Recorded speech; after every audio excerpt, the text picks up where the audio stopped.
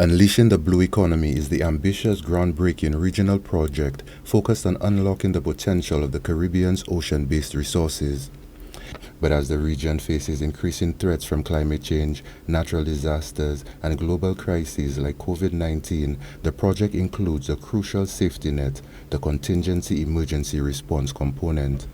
In a recent episode of Agriculture on the Move, Chief Fisheries Officer Sarita Williams-Peter of the Ministry of Agriculture shed light on this vital subcomponent. The Ubec project, which we typically refer to it, is a very important project. It's funded by the World Bank and it's supporting both fishers and the agriculture sector.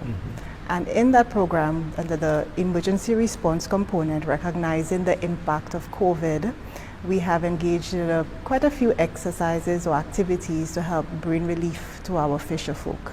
Some of these included the supply of ice to our fishing folk.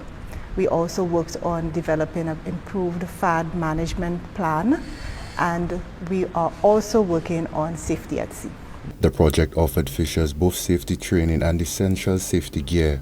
It also delivered ice-making machines and storage bins to various landing sites, key resources for improving the preservation and quality of fish.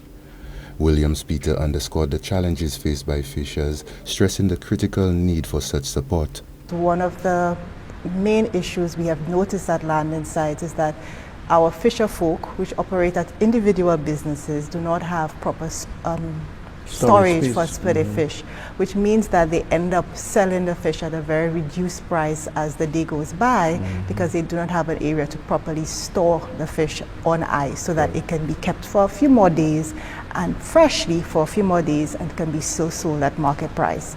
Amid rising concerns over global tariffs and their potential impact, Williams-Peter emphasized the vital role fishers play in ensuring food security and supporting the economy. They're so important. I mean, when you look at food security and nutrition in a country, and we're looking at all issues regarding trade, we really need to enable our fishers to recognize that they have an occupation that is very critical to the sector, very critical to St. Lucia, important to the nation, because they're feeding the nation. Right. They play a very important part in feeding the nation.